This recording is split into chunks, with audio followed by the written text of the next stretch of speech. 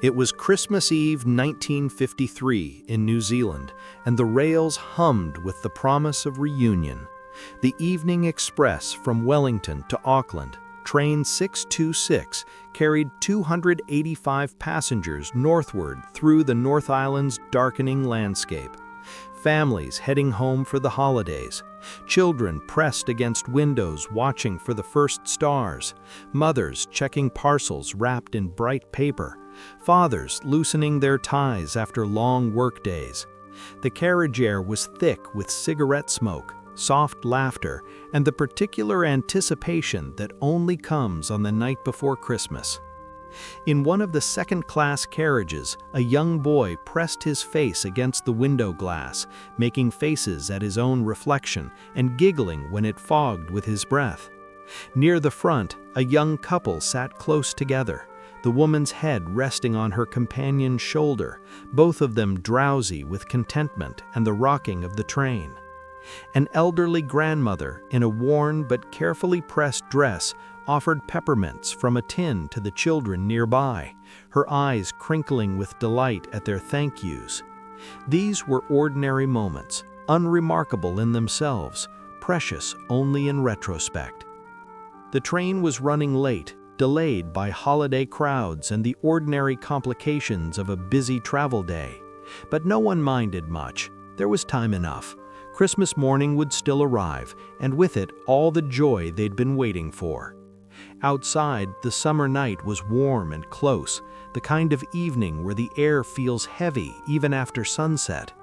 As the train clicked northward, passengers dozed, read, chatted quietly, or simply stared out into the gathering darkness, thinking of loved ones waiting at journey's end. At the locomotive's controls, Charles Parker guided the engine with the steady confidence of experience. He knew this route as well as he knew his own street, every curve, every grade, every landmark along the way. Beside him, fireman Lance Redmond tended the fire, keeping steam pressure steady for the long haul ahead. Behind them, 11 carriages swayed gently with the rhythm of the rails. 5 second-class carriages packed with families traveling on modest budgets. 4 first-class carriages where wealthier passengers enjoyed more spacious seating. A postal van filled with Christmas mail, and a guard's van at the rear where guard William Inglis kept watch over the train. The carriages carried their human cargo through valleys and across rivers that had flowed beneath these tracks for generations. What none of them knew, what no one could have known in that moment, was that high above them, on the slopes of Mount Whangaehu, a catastrophe was already in motion. The mountain had always been there, of course. Whangaehu, an active volcano rising over 2,700 meters into the central North Island sky, was a familiar presence, sometimes beautiful, sometimes dangerous, always watched. At its summit, a crater lake had formed, a body of water held back by a barrier of volcanic ash, ice, and rock. It was a natural dam, one that had collapsed before and would collapse again. The mountain kept its own time. But on this Christmas Eve, the barrier that held Crater Lake was failing. Throughout the day, as families packed their bags and wrapped their gifts, as train 626 filled with passengers in Wellington station, the crater rim had been weakening. Volcanic heat from below had been melting the ice and snow. Meltwater had been seeping through cracks, eroding the ash and debris that formed the dam. The pressure was building. The lake was rising. Then, sometime in the late evening hours, the barrier gave way. It did not happen all at once. There was no single explosion or dramatic collapse. Instead, the crater wall eroded gradually, then more rapidly, until finally a torrent of water, mud, ash, and boulders burst from the summit and poured down the mountain's northwestern slopes. What had been a lake became a river of destruction, gathering speed and violence as it descended. The lahar, a volcanic mudflow carrying thousands of tons of debris, roared down through the Whangaehu River Valley. It was not like ordinary floodwater. This was a churning mass of liquefied volcanic material, dense and abrasive, capable of moving boulders the size of cars. Trees were ripped from the earth, the riverbeds scoured clean. Anything in its path was swept away or buried. The mud flow traveled rapidly down the mountain slopes, following the natural channel of the Whangaehu River. It was heading directly toward a place where the railway line crossed that river on a bridge, a structure that had stood for decades without incident, carrying trains safely over the water below. The bridge at Tangiwai. Down on the railway line, as train 626 approached the Tangiwai Bridge, everything seemed normal. The evening was quiet, the rails stretched ahead into darkness. Engineer Parker had made this crossing 100 times before. The bridge was a reliable structure, 6 steel spans resting on concrete piers, built to carry the weight of locomotives and carriages across the modest river below. There was no reason for concern. But the Whangaehu River was no longer modest. Not far from the railway crossing, Cyril Ellis, a postal worker driving home along the road that paralleled the railway line, had come upon a terrifying sight. The road bridge across the Whangaehu River, a bridge that should have been several feet above the water, was completely submerged. The river had become a raging torrent, higher than Ellis had ever seen it, churning with debris and mud that looked wrong even in the darkness. Ellis understood immediately that if the road bridge was underwater, that nearby railway bridge was in mortal danger, and he knew, everyone in the area knew, that the northbound express was due through at any moment. He abandoned his car and ran, through the darkness, across rough ground, racing toward the railway line with only a small flashlight in his hand. His legs burned, his breath came in gasps, but he kept running, because somewhere in the night, a train full of families was heading toward disaster, and he might be the only person who could warn them. Ellis reached the railway line and positioned himself where the approaching train would see him. He waved his flashlight frantically, back and forth, a desperate signal in the darkness. "Stop! Danger ahead! Stop!" As the lahar rushed downstream, it reached the area around Tangiwai just minutes before the train. The mud flow hit the railway bridge with tremendous force, slamming into the piers that held the spans above the water. The bridge had been designed to withstand ordinary river flows and even seasonal floods. It had not been designed to face a volcanic mud flow carrying hundreds of thousands of cubic meters of debris moving at high speed. The impact was catastrophic. The central pier of the bridge, struck by the full force of the lahar and the massive boulders it carried, began to fail. Steel twisted, concrete cracked. Within moments, one of the bridge spans sagged and then collapsed into the roiling torrent below. Another span shifted, its support gone. The bridge that had stood so reliably for so long was coming apart, section by section in the darkness, and train 626 was almost there. At approximately 10:21 p.m., as the locomotive approached the Tangiwai Bridge, Engineer Parker saw something ahead that made his blood freeze. There was a man on the tracks waving a light, and beyond him, illuminated by the train's headlight, the bridge looked wrong. The rails were no longer level. The structure was visibly damaged. In that instant, he understood that they were heading toward disaster. Parker did the only thing he could. He slammed on the brakes and reversed the engine, trying desperately to stop the train before it reached the collapsing bridge. Beside him, Redmond braced himself. Behind them, passengers felt the sudden deceleration, the screech of brakes, the lurch of carriages.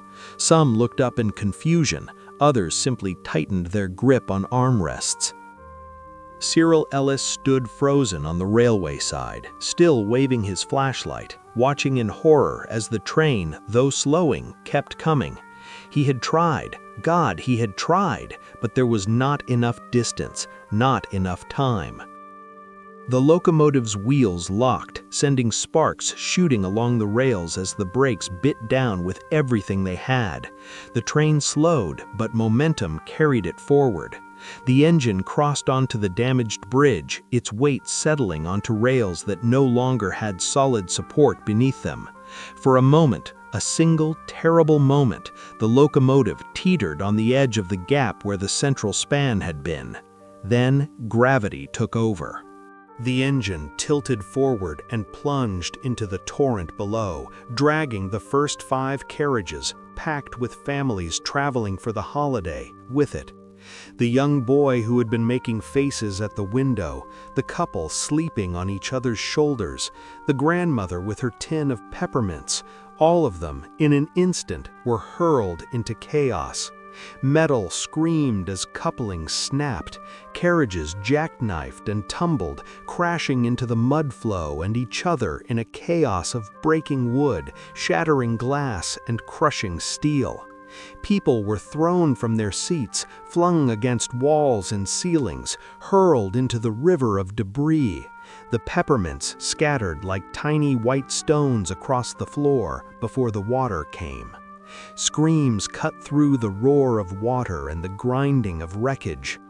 The 6th carriage, the first of the first-class carriages, teetered on the edge of the broken bridge, balanced precariously on twisted rails above the churning torrent. Inside that 6th carriage, 24 first-class passengers faced death. But even as the carriage tilted, help was coming. Cyril Ellis, having failed to stop the train, now ran toward it, through the darkness, across the damaged bridge structure, toward the sounds of screaming and breaking metal. He reached the 6th carriage just as it hung in that terrible balance. Behind him came guard William Inglis, who had been in the rear van when the rest of the train disappeared ahead of him, and station master John Holman, who had heard the crash from nearby. Together, these 3 men climbed into the tilting carriage. The floor was at an angle, luggage and debris sliding toward the front. The structure groaned and shifted beneath them with every movement.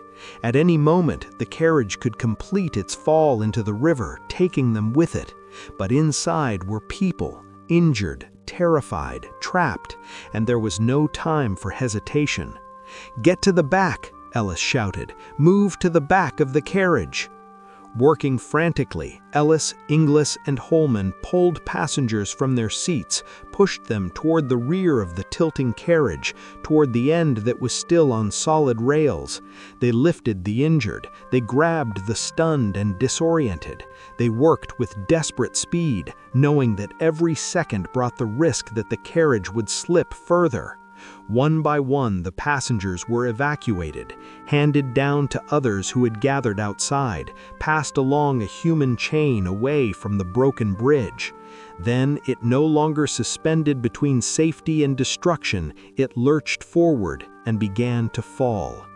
23 of the 24 people in that 6th carriage were saved. Only 1 was lost. The remaining carriages, 3 more first-class carriages, the postal van, and the guard's van, had stayed on the rails when their couplings broke, saving everyone inside. But ahead, in the wreckage of the first 5 carriages, the horror was complete. Those carriages had disappeared into the torrent. Inside them, families who had saved for months to afford the fare home, wrapped packages tumbling through the air, a child's hand reaching for a mother in the darkness, the sound of water rushing in, louder than screaming, louder than prayer. Some died before they could draw breath to understand what was happening, the impact of steel against rock, of body against metal, instant and absolute. Others found themselves trapped as the carriages filled, the mud flow thick as concrete pouring through shattered windows. They clawed at seats bolted to floors, at luggage racks collapsing around them, at doors that wouldn't open and windows too small to escape through. The water was wrong, heavy, gritty, choking, not like drowning in a river, like drowning in wet earth. A few broke free. A man smashed through a window with his elbow, pulled himself out into the current, grabbed a piece of timber from the shattered bridge. A woman surfaced gasping, her dress tangled around her legs, reaching for her husband who never came up behind her. A young railway worker swam toward the bank, made it halfway, felt the current pull him back, swam harder, grabbed at reeds that came away in his hands, but kept swimming until his fingers found mud. But the river was not water anymore. It was moving earth thick with volcanic ash and debris, and it pulled like gravity. Strong swimmers went under. People who found wreckage to cling to felt it slip from their grasp or sink beneath the weight of the flow. In the darkness, voices called out for help, for loved ones, for God, and then went silent. One by one, the voices stopped.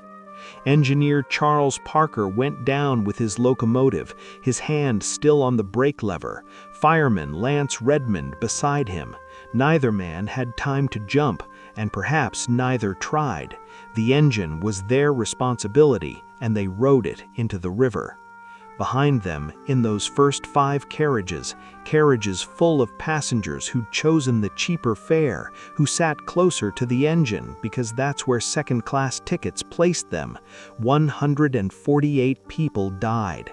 Mothers and fathers, children traveling alone to meet relatives, young couples starting their lives together, old couples ending theirs. They had been laughing, sleeping, sharing sweets, making plans for Christmas morning. Now they were gone.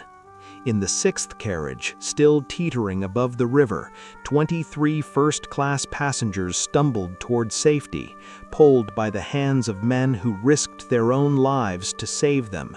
In the carriages beyond, the ones that stayed on the rails, 108 more first-class passengers climbed down onto solid ground, shaken but alive, staring at the gap where the front of the train used to be. The geography of survival was cruelly simple. The closer you sat to the engine, the less you paid for your ticket, the more likely you were to die. Of 176 second-class passengers, only 28 saw the sun rise on Christmas morning. Of 109 first-class passengers, 108 did. One number carved in grief, the other in grace, saved not by wisdom or virtue, but by the price of a ticket and the length of a train. By the time help arrived, and it came quickly, as nearby residents heard the crash and raised the alarm, there was little that could be done beyond pulling survivors from the water and beginning the grim work of recovering the dead. The wreckage lay scattered in and along the Whangaehu River, carriages smashed beyond recognition, personal belongings strewn across the muddy banks. Christmas presents floated in the current. Children's toys lay crushed in the debris. A tin of peppermints, dented but intact, was found lodged against a piece of twisted steel, its contents scattered, but the lid still bearing the gentle fingerprints of the woman who had opened it to share. In the hours that followed, as the sun rose on Christmas Day 1953, New Zealand woke not to celebration, but to shock and grief. The nation's worst railway disaster had occurred on the most sacred of nights, stealing lives that should have been spent opening gifts, sharing meals, embracing family. Instead, 151 people, passengers and crew alike, were gone. Many families lost multiple members, some lost everyone. The news spread across the country and around the world. Headlines spoke of tragedy, of Christmas stolen, of a nation in mourning. Rescue workers, many of whom should have been home with their own families, worked through the holiday pulling bodies from the river and comforting the survivors. Churches that should have been filled with joy held services of grief instead. At the site of the disaster, the bridge stood broken, its center missing, the rails ending in empty air above the Whangaehu River. The water, having done its terrible work, continued to flow. The mountain above remained silent, indifferent to what it had unleashed, and somewhere in the wreckage lay fragments of what Christmas Eve had meant to 151 people, a journey home that never reached its destination, a promise broken by forces no one had seen coming.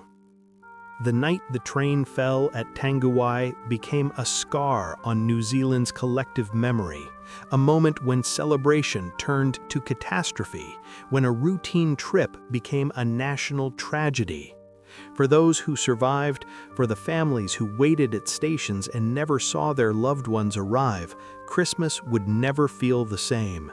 And for the country as a whole, December 24, 1953 would forever be remembered not as the night before Christmas, but as the night the train never reached home. Among the survivors and rescuers, one name would be remembered with particular honor: Cyril Ellis, the postal worker who had run through the darkness to try to stop a train, and who then, when his warning came too late, climbed into a tilting carriage above a raging torrent to save the lives of strangers. For his courage, Ellis would later receive the George Medal, one of the highest honors for civilian bravery. But on that Christmas Eve, he was simply a man who saw danger and ran toward it, who tried to warn and then tried to save, who refused to stand by while others suffered.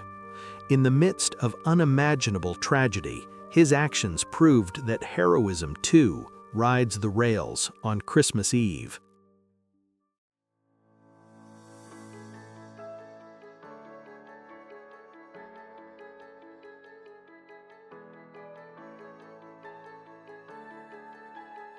When people think of train accidents, they often imagine derailments caused by speed, equipment failure, or human error.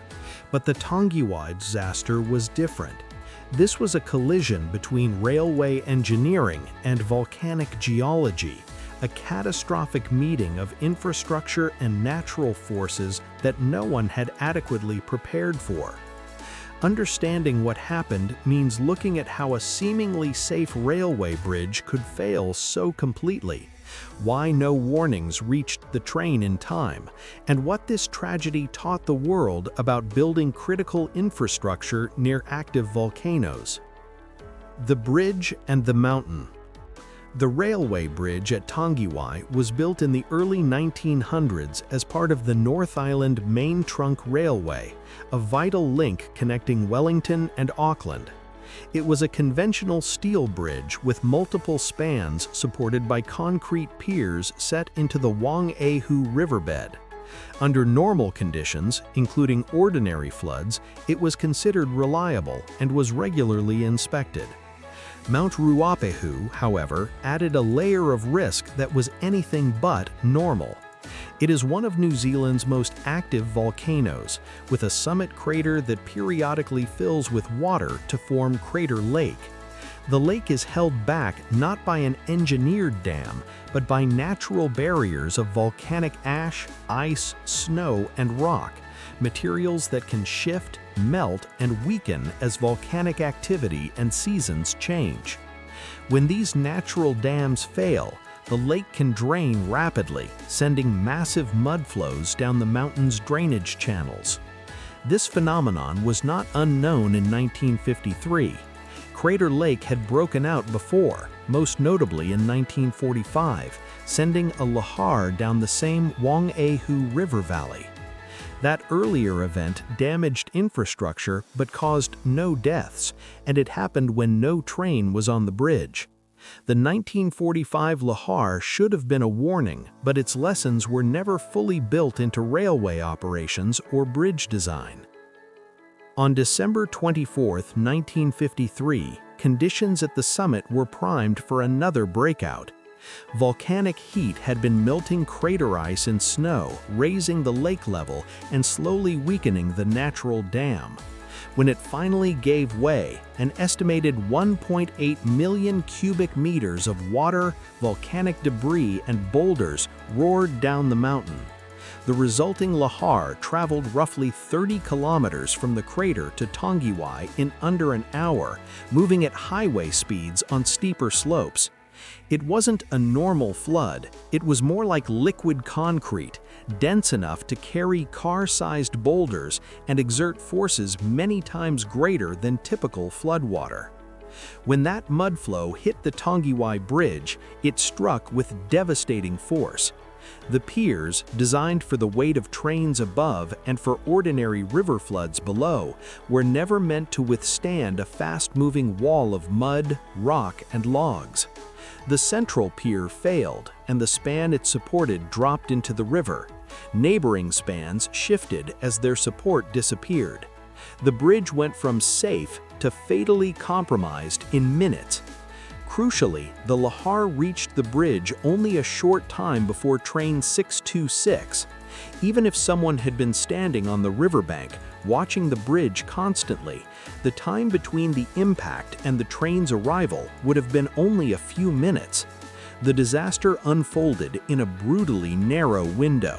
The forces had already done their damage, but in the darkness, the broken bridge was invisible until Engineer Parker's headlight beam suddenly revealed what was missing. What went wrong? Looking back, investigators and engineers identified several key failures that turned a natural event into a mass casualty disaster. 1. No warning system for volcanic hazards. In 1953, there was no system to monitor crater levels, detect breakouts, or warn downstream infrastructure when a lahar was underway. The mountain's dangers were known in general terms, but active monitoring and clear communication channels simply did not exist. Even if someone had seen the breakout at the summit, there was no established fast way to get that information to the railway. Bridge design did not account for lahar forces. The Tangiwai Bridge was engineered for normal hydrological conditions, river flows, and seasonal flooding. Lahars were either not considered during the original design or were judged too unlikely to design for. The piers were not built to resist the impact of dense, fast-moving volcanic debris and large boulders, so when those forces arrived, failure was almost inevitable. Incomplete understanding of volcanic risk. While Whangaehu's lahars were known, the specific risks they posed to the rail line were not fully integrated into safety planning.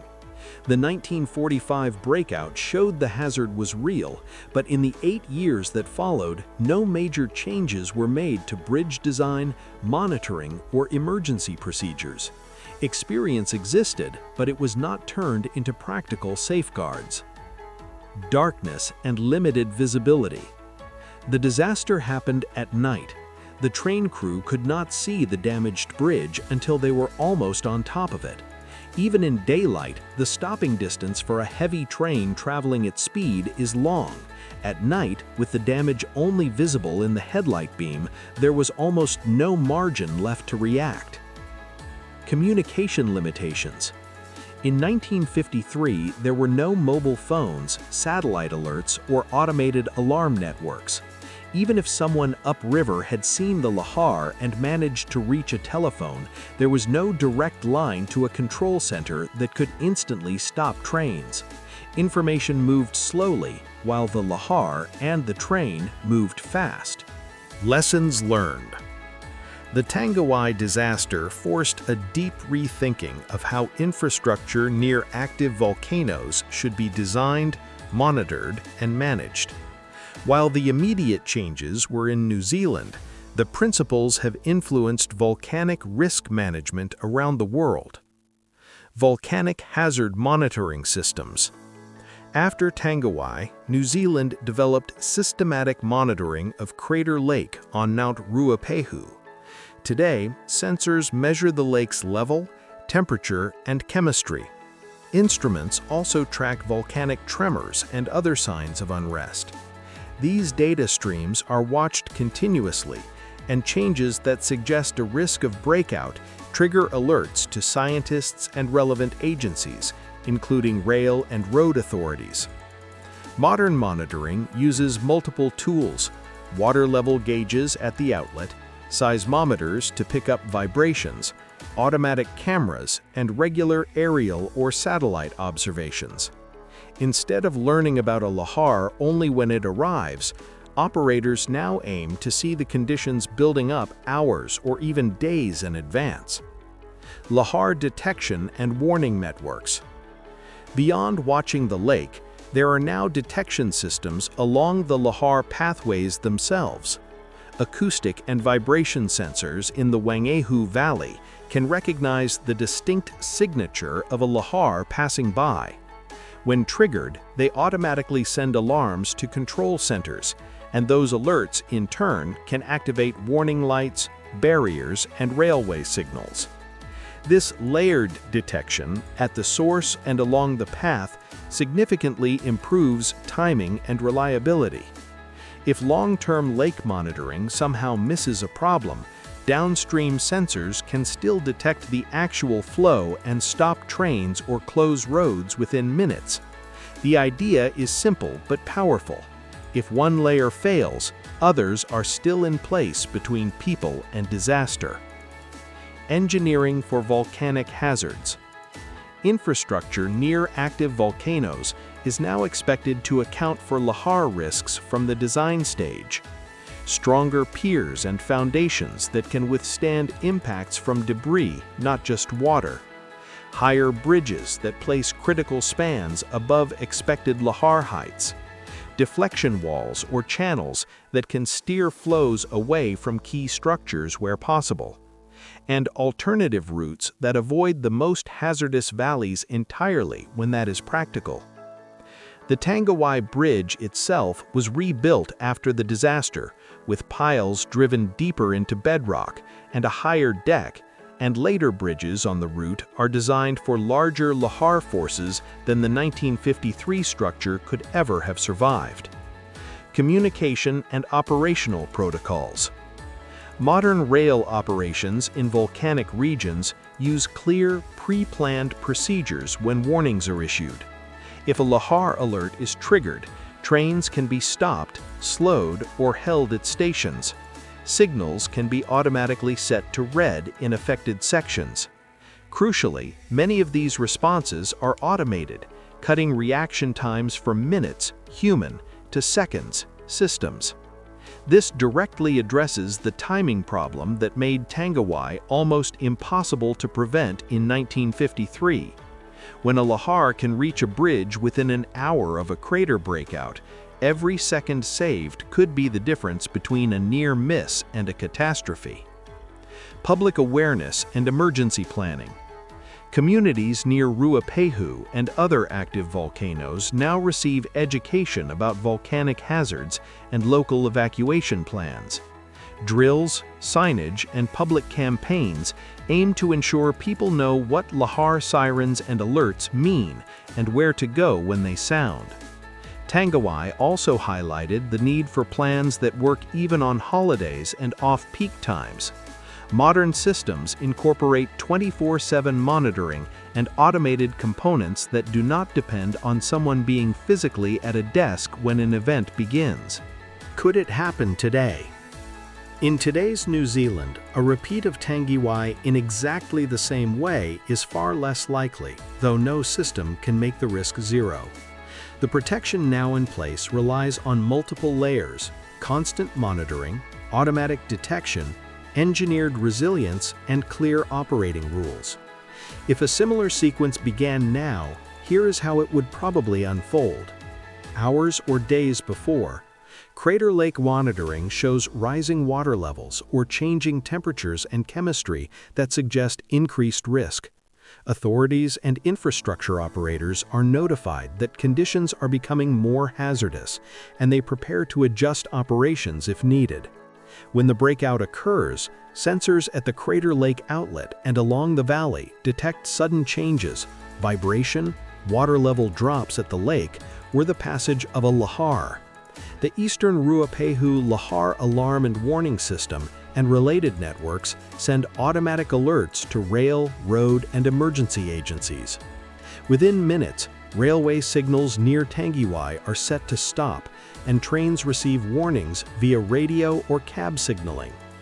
Trains approaching the bridge are halted well upstream, rather than relying on the crew to spot damage in their headlight beam, as Parker had to in 1953. Downstream, sirens, text alerts, and broadcast warnings notify communities along the river, giving people time to move away from low-lying areas and bridges. A lahar similar size did occur in March 2007. This time, the early warning systems worked as intended. Trains and motorists were stopped before the lahar reached Tangiwai, and the newer bridges withstood the impact. Where 1953 saw disaster, the same hazard today resulted in an event that was serious but not deadly. Living with volcanoes. New Zealand is not unique in living alongside active volcanoes. Similar problems exist in Japan, Indonesia, the Philippines, Italy, Ecuador, and the western United States. The core lessons from Tangiwai apply wherever people and infrastructure share space with volatile landscapes. Don't ignore rare but catastrophic events. The 8 quiet years between the 1945 lahar and 1953 created a false sense of security. A long gap does not mean a hazard has disappeared. Invest in monitoring and warning systems. The cost of sensors and communication networks is tiny compared to the cost in lives and money of a single major disaster. At Tangiwai, 151 people died partly because no one was systematically watching the mountain or the river. Build with hazards in mind. Infrastructure must be designed for the actual forces it might face, not just for normal days. The original Tangiwai Bridge was adequate for an ordinary river, but it was never built for a lahar. Maintain and test safety systems. Equipment ages, procedures can go stale, and staff change. Regular testing and training keep systems effective when they are needed most. Take warnings seriously. Warning systems are designed to err on the side of caution. False alarms can be frustrating, but they are practice for the day an alarm is real. What you can do.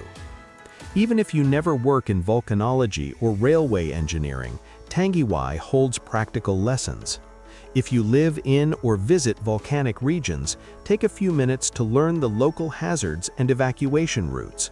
Know how warnings will reach you: sirens, texts, radio, or other systems. Treat natural hazard warnings, whether for volcanoes, floods, storms, or fires, as serious, even if they feel inconvenient or seem unnecessary in the moment. The passengers on train 626 had no idea a lahar was coming. Modern alerts exist precisely to warn people about dangers that are not obvious from where they stand. Support long-term funding for monitoring and infrastructure maintenance. These systems are invisible when everything is working, which makes them easy to forget. Their value becomes clear only when disaster is avoided. No system can promise absolute safety near volcanoes, rivers, coastlines, or fault lines. What can be done is to make intelligent choices, reduce risks where possible, watch dangerous systems carefully, and respond quickly when warning signs appear. Remembering Tangiwai. The Tangiwai disaster remains New Zealand's worst rail accident and one of its most significant volcanic tragedies. The 151 people who died that Christmas Eve, including entire families, lost their lives in part because the knowledge, monitoring, and preparedness we now consider basic were not yet in place. Those deaths led to changes that continue to protect others. The systems that now monitor Whangaehu, the bridges designed with lahars in mind, and the alarms that can stop trains and close roads are part of Tangiwai's legacy. Every time a train is halted before it reaches a compromised bridge, or a family moves to safety after a lahar warning, the lessons paid for in 1953 are being used. Near the site of the disaster, a memorial lists the names of all 151 victims. Each Christmas Eve, flowers are placed there, not only to honor those who were lost, but as a quiet statement of hope that their story continues to make a difference.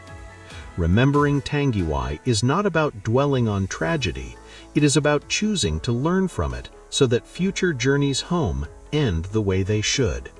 For more videos like this one, showing major engineering disasters that have occurred, the lessons they have taught us, and changes that make them less likely to happen again, please consider subscribing to this channel.